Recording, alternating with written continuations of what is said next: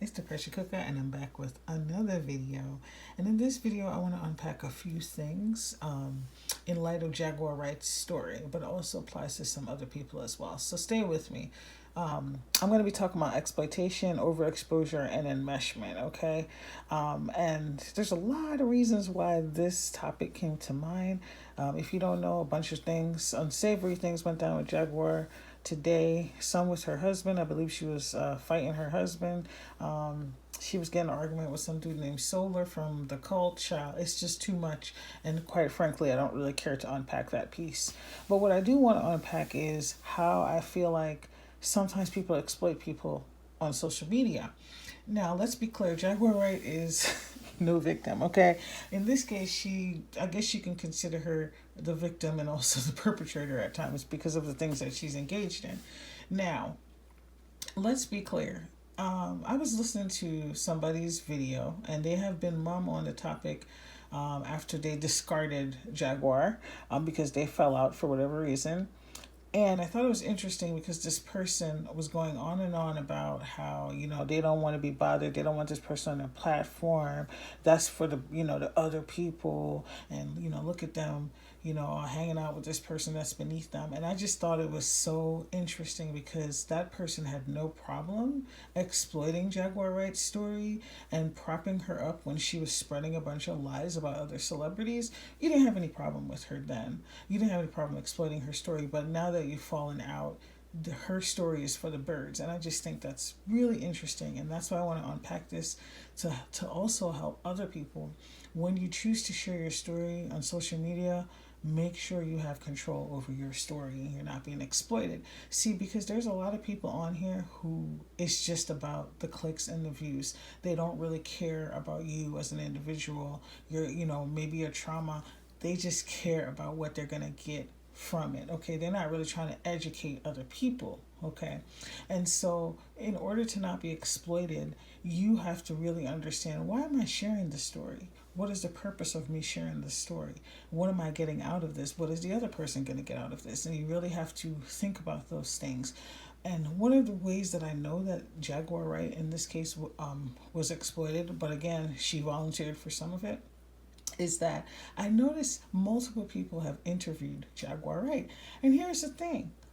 There's nothing wrong with a couple different people interviewing somebody, but after a certain point, what the hell are you going to find out about this person that the other person didn't? First it was Tasha K, then it was Storm, and I hope I got the order right, and then it was a couple other people. And to me, she's pretty much run the gamut of interviewing people. At what point are you just exploiting the person and it's not really about getting more tea? You just want to be known as, oh, she was on my channel. That's weird. Okay, it's weird to me because, once again, how much information can you really extract from one person who is no longer really in the industry like that to begin with, right? Not that doesn't mean they don't have important things to share, but it just feels a little bandwagony to watch multiple people from a specific sector interview the same person in a span of a few months. Very strange. Okay, so that's one thing, is you'll see this person get interviewed by multiple people. The other thing is, I think overexposure is at play here with Jaguar. Jaguar is a chronic oversharer, and her oversharing isn't really helping her. If you'll notice the things she shares, it's really, some of the stuff should be kept to herself, maybe between her partner and definitely between the therapist. Once again, why are you sharing the information? Because what people don't realize is this stuff always comes back to bite you in the arse, okay? If you don't have an understanding of why you're sharing it, people can use it against you. But this is also somebody who likes to overshare other people's business. So for her, it's not a big deal. The other thing is, do you know that people can use oversharing or overexposure as a coping mechanism? And what I mean by that is, some people choose to avoid their trauma, and some people choose to overexpose their trauma because that's a way of them not having to deal with it. If they're constantly going around and telling people, oh my gosh, so and so threw this boulder at my head, and they're telling like everybody that they run into, are they really dealing with the injuries that happen as a result of the boulder hitting them over the head? No, because they're just telling the story over and over and over. And I know y'all know what I'm talking about. There's a difference between sharing your story for healing and using it to avoid dealing with your shit. That's a very real thing. So that's the overexposure piece. The other thing is enmeshment. So one of the themes I've noticed, particularly with Jaguar, is that people get caught up in her stories, right? People become a part of her story almost. So she's interviewed by Tasha K. That blew up in her face. Her and Tasha K started beefing. Same thing with Storm. I believe she was interviewed by Storm. Some conflict happened there. She was interviewed and spent a lot of time with Nosy Ho Live. That, fell apart. So notice the enmeshment. These people they start to fraternize with her. They start to become her friend. That is a pattern that, now that I'm looking at it, is very strange. And here's why. Think about Wendy Williams, okay? I know she doesn't no longer does this work, but do you think Wendy is looking for opportunities to become friends with the people she interviews? Probably not. You have to have boundaries. You have to set up boundaries. If you're fraternizing and you're hanging out with and you're trying to become a part of somebody's story instead of doing your interview, that's when you're going to get caught up. And I'm going to give you an example.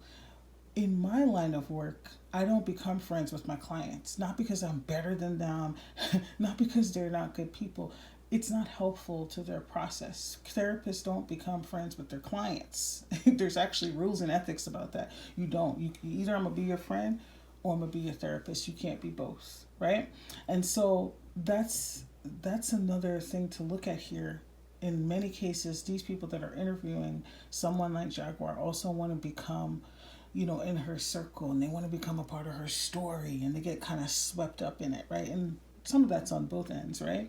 And so those are some of the patterns that I see. When I think about other examples of this, I think about the beef sector stories. And I've seen countless people be interviewed. And there are people who do tasteful interviews and you learn about them and it can be helpful and healing. So I'm not going to say I've never seen any of those interviews because I've seen them happen. But many times in the beef sector, interviews are meant to be a source of tea. It's not really meant to help anybody heal or learn from anything. It's just, how juicy can we get? How much tea can we spill? And I think that's when it gets tricky. And so if you are somebody who does interviews or you want to do interviews, I would really recommend that you set boundaries for your channel. Set boundaries with the individuals, think about what you want. What is the purpose of it? What do you want to get out of it? How far do you want to go? Think about those things before you interview people. Don't just get caught up in wanting to get the story and not have your ethics in place, right? And I'm saying this from learning, from seeing from other people. So that's all I got to say about this. I would love to hear your comments, your thoughts. That's all I got for you. Y'all probably won't hear from me for a couple days. But chew on this for a while and I'll see you in the next video.